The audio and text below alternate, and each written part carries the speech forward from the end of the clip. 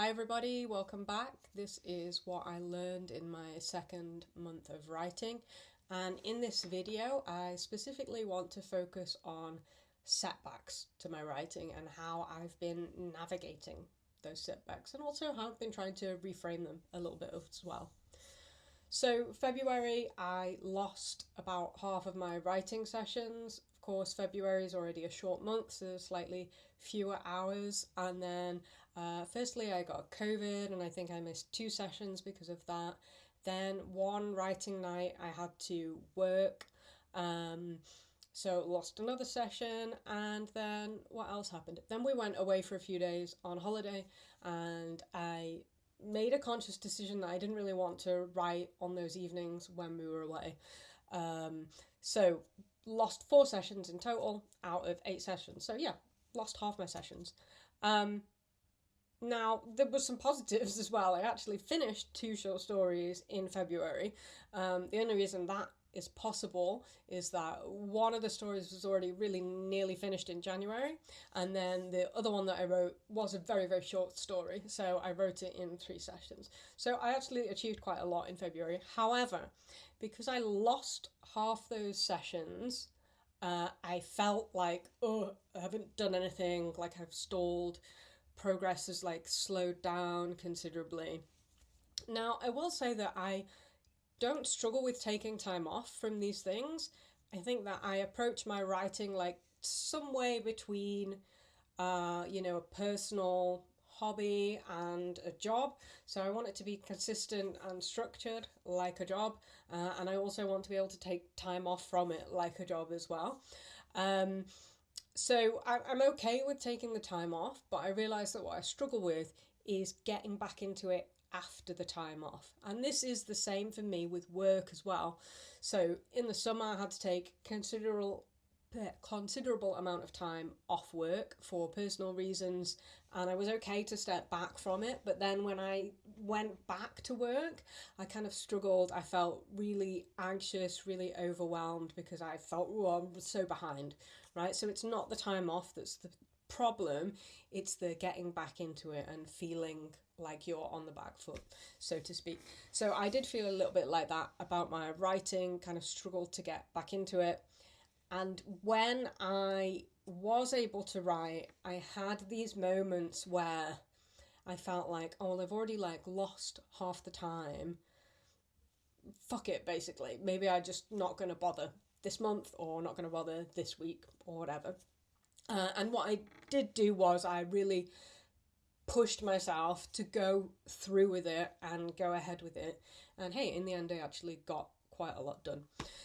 But what I wanted to talk about is how I approach setbacks, or how I approach setbacks in my writing progress so far. And the point is this, right? Nobody lives in a vacuum.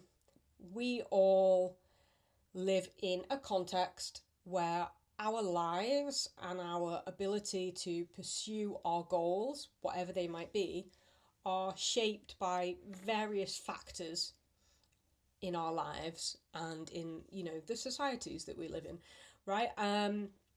So let's take an example. So I have a privilege in that I work from home. So that means that I don't need to travel to and from an office or workplace every day. So that actually gives me more time in the day than if I did have to commute, right? So that gives me some extra time that I can use towards my writing. On the other hand, I do work full time, and I also have kids that I need to take care of, and that uses up some of my time, right? Well, uses up a lot of my time, actually. So that's one way of thinking about it. There are different factors that shape our lives. I'm not saying that those things are deterministic. They're not determining your journey towards your goals, but they are shaping that journey, right? It's part of who you are and what your life is, and that's okay. And I think that what is important is finding a process, a routine, a schedule that works with those factors rather than trying to fight against them. Now, why do I say that? because in the past I have had a tendency to go for a kind of all or nothing approach. Like, okay, I'm going to throw everything into this, I'm going to do it every night until I achieve my goal. And ultimately, for me, that is never sustainable, because when I go all in for something, I haven't taken into account my energy levels at the end of the day, how my work sort of drains my mental battery and energy. I haven't taken into account how much time and energy is needed for my children. I haven't taken into account things that happen, like illness, whether it's myself or family. Haven't taken into account like the support network that I have or don't have around me, depending on the context. So going all or nothing doesn't work. It always ends up with nothing, right? And that was the wobble moment that I experienced after I'd had that time off in February, when I was starting again, and I had that moment when I was like, oh, well, I've already missed so much time. Maybe I'm just going to fuck it off, right? So I went straight into like the nothing mentality, right? What I needed to do was push through that. And that is why having that routine of the Tuesdays and Thursdays has worked for me, because I just thought, no, it's still Tuesday night. I'm still going to push through and do it. This is what I do on a Tuesday and Thursday. And that helped me to push through, to keep going. And I think that ultimately you have to find a routine that works with those factors that shape your journey, right? Rather than trying to fight against them all the time, which is what my intuition has been in the past. So this is how I kind of frame those setbacks, right? And you can find things that work for you within that. And that will be different for everybody, because we don't live in a vacuum. We do live in a context, and that context shapes our lives, and that's okay. And you have to find something that works for you within your context, within everything else that you've got going on in your life.